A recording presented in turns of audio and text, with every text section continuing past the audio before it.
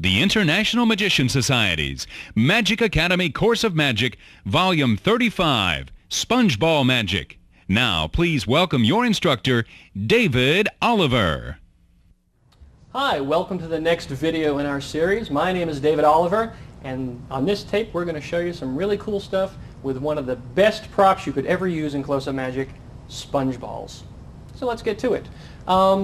Actually, would you mind if I borrowed one? You don't know what I'm asking for. I just like to borrow one. I haven't one. You haven't one. Well, it's right here. I promise I'll put it back as long as you're not using it right now. You're not using this, are you? No, I'm not. Oh, good. That makes my job easier. As long as I can use it, it would be a good thing. Madam, I need your help for just a moment, if you don't mind. If I place the ball right here, would you do me a favor and just blow on the back of the hand? Would you blow on the back of the hand again? Would you blow on the back of the hand one more time? It's okay, thank you. Watch very carefully. Just a squeeze. And the ball goes. Would you like to see that one again? Yeah. Okay. Would you like to see that one again? Yeah. Yes. Yeah, could I have another one? I Go ahead, check. No? Perfect. forgot about Yeah, that that's what I like. Someone who brings his own. Makes my job easier. Let's make it easier for everyone to follow if we take the ball and give it just a little tiny rub. And now there's two. One for the gentlemen, one for the ladies. Miss, would you hold your hand out like this for me? Perfect. Hold it up a little lower. It's a magic show. I have to use one of those jokes. Keep your hand right there. I'm going to hold onto this ball. I'd like you to hold onto this one nice and tight. Do not let it go. Make a fist. Squeeze, squeeze, squeeze, squeeze, squeeze. Turn your hand over just like this. The ball is going to disappear from your hand. It's going to travel through the air to my hand, so I have two and your hand is empty. And it's going to happen just like that. It's gone from your hand. Say yes. Yes. Good. Now for the difficult part. I'm going to send it back. So you guys aren't buying any of this, are you? It's worth a shot. Go ahead, tell them it's gone. It's gone. Very convincing. Hold your hand over the table next to mine. Turn it over slowly. Open it slowly and show everyone it's gone and the oh, wait a minute. That's not supposed to happen like that. Oh, let's see. Sir, would you mind reaching over to the table here? Hold your hand up. Gentlemen know how to do this. Hold your hand just like that. I'm going to hold onto this ball, hold onto this one nice and tight. In fact, a little bit tighter than she did. Make a fist. Turn your hand over. Oh, I know why it didn't work. You know what I forgot? My magic, there's one, yes. Well, this is the 90s. I use a magic marker. And I wrote that. Pretty sharp. 2, 3. Thank you. Here we go. The ball will leave your hand, travel to mine. Just like that. Did you feel that? Sure. No. You don't know if you felt it or not. You're not sure. You didn't feel this. Very good. Hold your hand over the table. Slowly open it up. Show everyone it is in fact gone, and that I have a big problem here. And let's try this a little bit differently. How about if I handle these from now on? Make it much easier for everyone. Here's ball number 1. Ball number 2. If I take ball number 3 and place it into the pocket, how many should be in the hand? 2. A little confusion. Let's try it again. I'll go nice and slow. It's okay. Don't worry. There's number 1. Number 2. Number 3 goes where? In the pocket. Into the pocket. How many should be in the hand? 2. 3. Let's do this one more time. In fact, I'm going to keep doing it until everyone gets it right, which may take a while. Where does number 3 go? In the pocket. Into the pocket. So how many should be in the hand? 3. 2. 3. Is this getting too confusing? Am I going too fast? All right, we'll just skip this one. I didn't like it anyway. Ooh. This next thing I'd like to show you is something that I love to do in restaurants or close-up situations when there are kids around. It's a good routine to help the parents teach the kids how to count. The kids like to play along, and in fact, we're going to get a couple of people here to play the part of a kid. I usually bring some extra sponge balls with me. There's one for you, and a second one for you. And thank you. There's one for you, and guess what? Your very own second one. I happen to have 2 more just for me. Pretend that you're a couple of kids. I'm scared. We're going to do a little counting game. I need you both to follow along. I'm going to do it first, and then I'm going to show you how to do it. And you can follow along. It's quite simple. 2 balls are placed on the table in front of you, leaving just about 7 or 8 inches in between them. I'm going to do this the first time. Watch very carefully. That's number 1. I think you can try that. Take your right hand. That's your right hand. That's your right hand. Very good. Place it down at number 1. 1. Oh, and you count as well. That's good. I heard you do it. You're the older of the children, Yes, aren't you? Yes, yes. I can One. count. So- Very good. You can work for any age. It's a good thing. That's number 1. Here's number 2. Number 3, we're going to turn our right hand over. That's 3. Very good. 4 is the other hand. 4. Very good. 5, I want you to pick up the ball under your right hand. Not over, but under your right hand. That's 5. Very good. 6, we're going to turn your hand with the ball over. That's 6. Very good. 7, I want you to place this ball into the other hand. Ready? That's 7. 8, I want you to pick up the ball that's still on the table. 9, show it to everyone. And 10, put it in your hand in a fist. Okay? Let's walk through that one more time. Boy. And watch what happens. You're going to love this. Okay. Okay? This is something you're going to enjoy when you get home, if you can remember it. Here's number 1.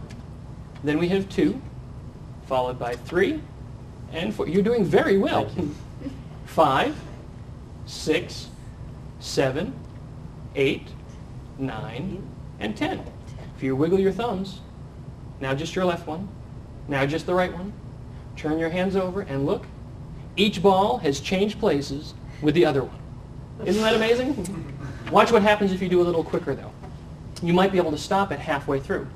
I'll do this one by myself, and I want you two to practice this when you get home. But I need you to count nice and loud with me. Okay. Okay? Yep. Okay? Okay. Very good. Here we go. There's 1, One. and 2, Two, and 3, three, and 4, four, 5, five, 6, six, 7, 8, eight, 9, nine, 10. 10. Wiggle one thumb, wiggle the other thumb, wiggle both thumbs. Say go. Go. Oops. See where I stopped you? Right in the middle of the word go. They don't actually travel at the same time. One actually travels before the other one. And then the second one travels back and changes places. Let's see yours. Did they change places? They did, Yes, in fact, they change did. I'm a places. magician. Let's take a look at yours. Did they change? They did change places. You did very good. And let's take a look at mine. Let's see if they changed places. Or if we did catch them halfway between, where one ends up on the other side just like that. Mine too. Very good, very good. Well, you can practice that when you get home because you can take those home with you. And you can take those home with you. Thank you. And now it's time for the explanation portion. The first routine I did is one that I've been doing in restaurants for a long, long time. And it requires the use of 4 sponge balls. I use the Goshman Super Soft sponge balls. For me, they seem to be a lot fluffier, livelier, and bouncier, and easier to conceal. You'll see as we move along.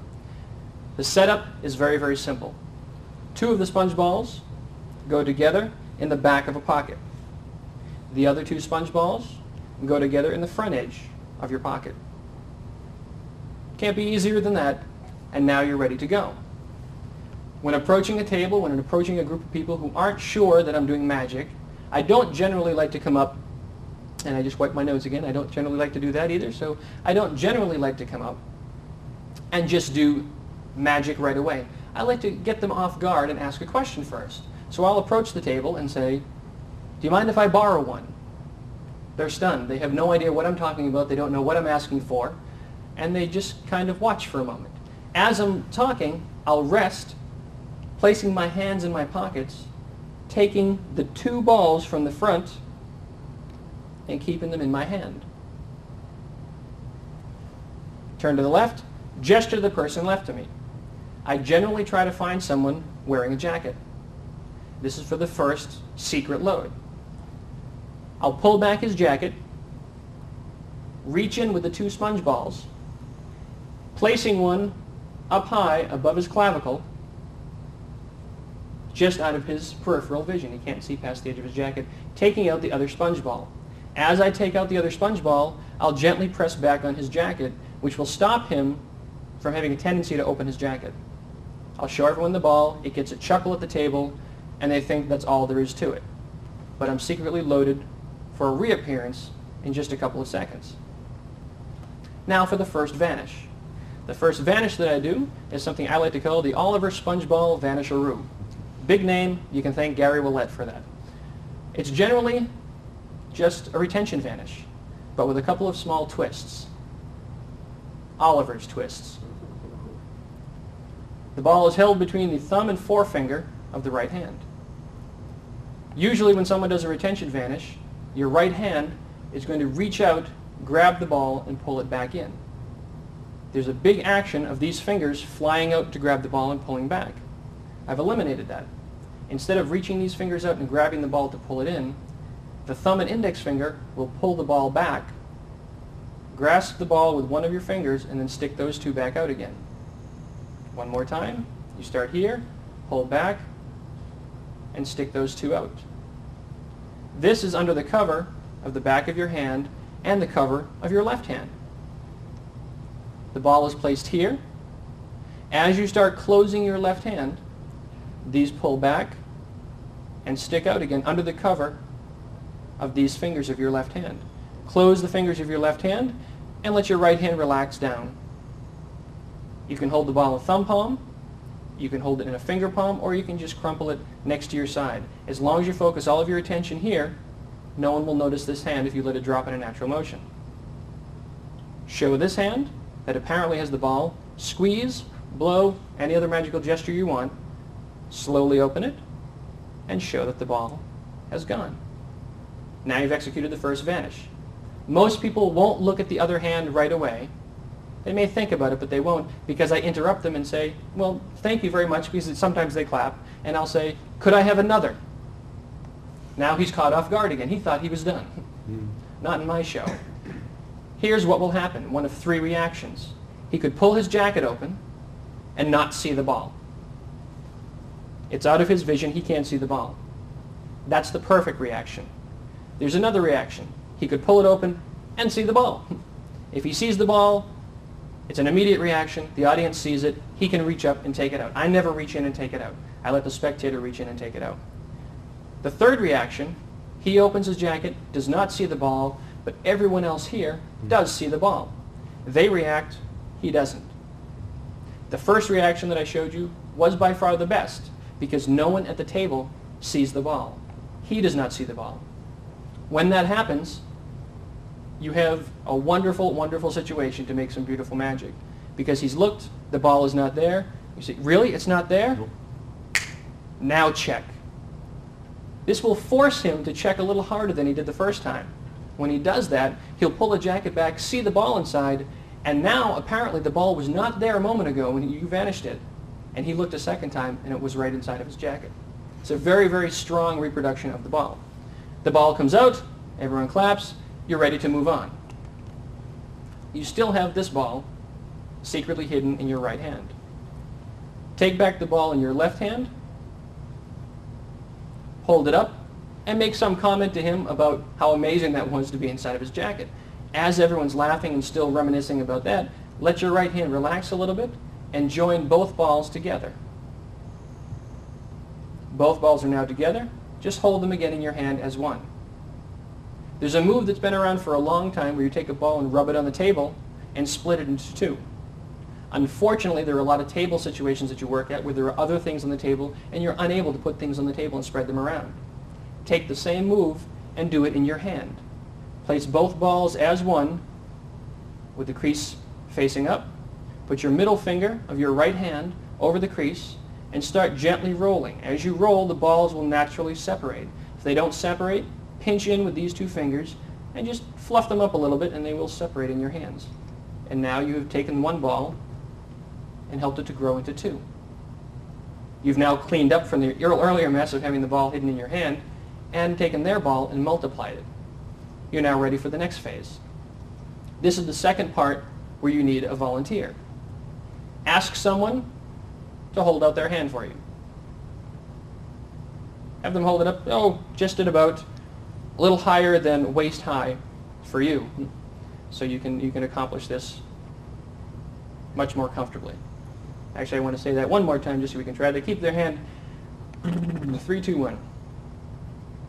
Keep their hand at about waist high so it's a little more comfortable for you in the next sequence. Take the first ball Vanish it using the Oliver Sponge Ball Vanisheroo, the retention vanish. Here. Oh, one other tip. As you put the ball in, try to leave it sticking out. This is where you get the visual retention. And as you pull your hand to the side slightly is when you execute the pull and grab. So from the front, they see the ball going in. As you turn slightly, they remember the ball staying in there. Okay? The ball is secretly over here. Grab the second ball on the table. You can show it freely. My hand is above their eye level. No one can see the little bit of sponge ball showing in here, unless they look really closely. But it's just above their eye level, so they really can't follow it. Bring it up above your eye level, and as you bring it down to place it in their hand, you're going to join the two balls together, and I press it directly into their palm with one finger. It's a very subtle way of showing that your hand is empty and that there is only one ball. Immediately ask the spectator to close their hand. You close your hand, take your finger out. Now to stop them from turning their hand towards them and opening it, ask them to turn their hand over. So would you turn your hand palm down? Perfect. They're afraid to open their hand at this point because they don't want to drop what's in their hand and ruin your act. Make a magical pass, a magical gesture, and explain to them the ball will be disappearing from their hand and appearing in yours. Usually they'll squeeze a little tighter because they don't think this is going to happen. And in actuality, it doesn't happen. It's just the reverse. You snap, ask them to turn their hand over. Now while all attention is focused on their hands, I ask people to bring their hands a little bit closer to the table. This allows me to lean and comfortably rest my hand back in my pocket to steal a second ball. So their hand is here, all the attention is on the table. They slowly open their hand, and now there are two. As you reach to grab the two balls that are rolling away from you, which is also drawing the attention away from you, you take your hand out of your pocket, and you now have the next ball loaded. Grab the two balls, bring them back, ask a spectator on the other side to hold their hand out. I try to include as many people in my routines as possible. Would you hold your hand out for me, sir? Perfect.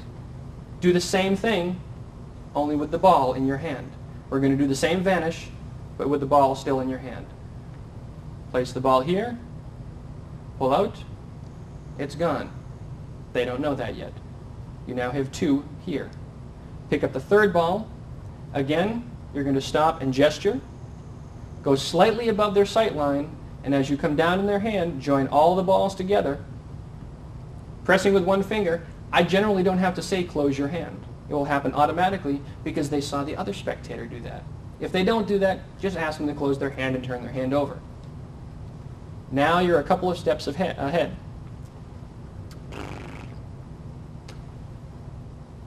Now you're a couple of steps ahead. What will happen is one of several things.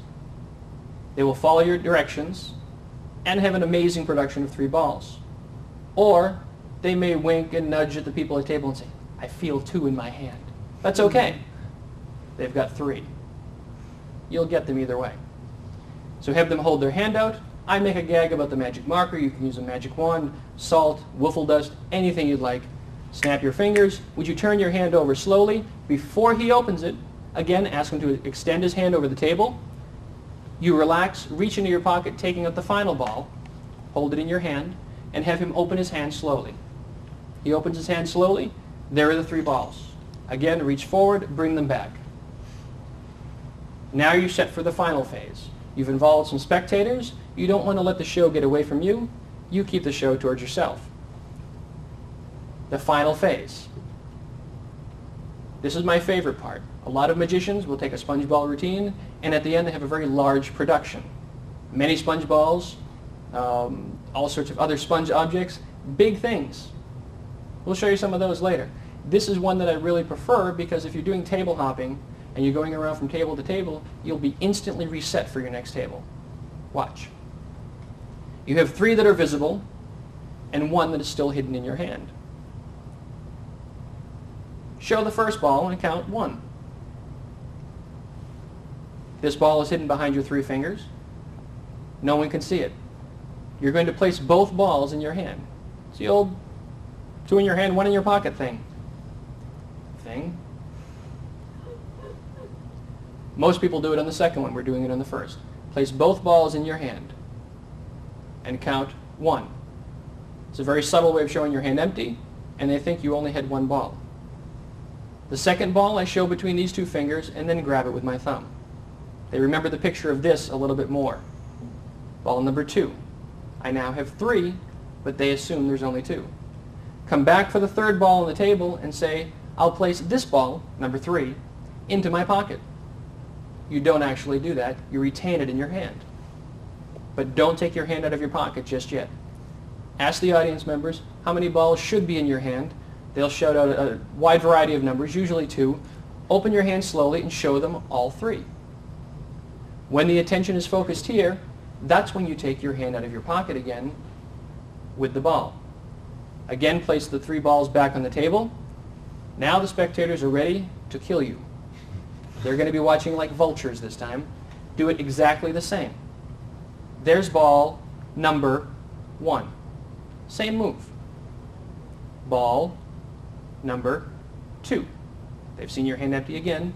If I place ball number 3 into my pocket, how many should be in the hand? Sometimes, because this hand's in a fist, people will start pointing and saying, oh, there's one in that hand. I'll just sort of show the hand empty without calling attention to it, just to get them a little bit off guard. Snap your hand again, slowly open, and show them you'll do it one more time because there are 3. The final phase is done in a sort of offbeat way. This way you can get rid of all 3 without them noticing. They'll be laughing and chuckling the second time because they see this happen. I don't wait for them to stop. Ball number 1 goes directly into the hand and is held in a light thumb palm position. Don't squeeze it tight, just leave it there lightly.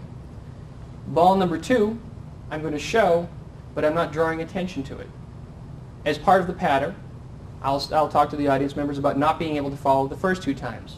And I'll say, this time I'm going to do it until you all get it right. It gets a chuckle, they're relaxed, they're off guard, they're not paying as close attention. The vanish is slightly different. The second ball gets placed on top of the first, and it's a much simpler vanish. Your right thumb is just going to grab the 2 balls against your right fingertips and pull away. At the same time, your left hand closes. You immediately go down for ball number 3. Up to speed, this is what it would look like. Here's ball number 1. I'm going to keep doing this until you all get it right. Ball number 3. You have 2 hidden, 1 out in the open. Place all 3 balls into your pocket. Take your hand out, gesture, and wait for the kill. They'll all be yelling numbers. Ask them if it gets too confusing. Snap your fingers and show them your little miracle. And now it's time for the second explanation using the kids at the table. I'll do both sequences myself. All you have to do is ask the kids to follow you along with the first sequence. The first sequence is just a matter of motor skills. 2 sponge balls on the table in front of you. Separate them so when you place your hands on top of them, your hands are not close together. If your hands are close together, they may think you just slid the ball underneath. Even if you didn't, that's an explanation they'll believe, and there is no trick. Have plenty of space in between them. It's a very easy counting sequence. Number 1, right hand down. Number 2, your left hand down. Number 3, right hand turns up. Number 4, left hand turns up. Number 5, your right hand will turn down and pinch the ball under it. Number 6, turn your right hand up. Number 7, place the ball into your left hand. Number 8, your right hand will pick up the ball underneath. 9, show it to the audience. And 10, both hands turn over into fists. The gag that you use here is that the balls are going to change places. Obviously they don't. Obviously they don't. However, the kids will get a chuckle out of it. Now you ask them to follow along. As they're following along, on step number 7, you're going to do the Oliver Spongeball Vanisheroo that we learned earlier. Watch. There's number 1, number 2, number 3, number 4, number 5, number 6. On number 7 is when you do the vanish. Number 8, 9, and 10. have the kids follow along, wiggle their thumbs, and show you that their balls have changed places. They'll chuckle and expect you to have the same result. But when you turn your hands over, one will be gone and will have traveled over and joined the other one. And now here are a few tips for you on the care and handling of your favorite sponge balls. First, as I said earlier, I like to use the Goshman Super Soft Balls. If you don't have the Goshman Super Soft Balls, you can take regular sponge balls made by any company and make them softer. By grabbing the ball, you can pry apart the center of the ball. If you slightly tear, you can make the ball hollow inside, which thins it out just a little bit and makes it squish smaller. It'll be easier to vanish and it will fit in your hand much nicer. If you use the Goshman Super Soft, or any other sponge ball for that matter, sometimes if it sits in your case or in your pockets for too long, well, it ends up looking a little different. I don't know which one I'd rather perform with. Actually, I think I do. But you don't need to throw these out. You don't need to go to your local magic shop and buy new ones. Here's a little magic tip for you. When working restaurants, I head into the nearest restroom, find a sink in the corner, and about every 10 tables or so, take the sponge ball that's squished in pretty bad shape, and soak it in cold water. Make sure it's cold water and not hot water. Hot water will in fact melt the sponge material, will melt the foam. If you soak it till it's in a gel-like state and it fills up with water, it is a sponge after all. It looks really disgusting. However, all you have to do is wring it out, preferably in a sink. Take a paper towel and dry it. After all, you don't want to go back to a table and put a wet sponge ball in someone's hand. Dry it off, and that's the same squished ball. Wow. Pretty amazing. It even looks better than the one that I've only been using for 10 minutes. If you're working one-on-one with someone, or for a television audience, here's a neat little one that you can try. Start out with the Oliver Sponge Ball Vanish-A-Room, my favorite one, of course. Place the ball in.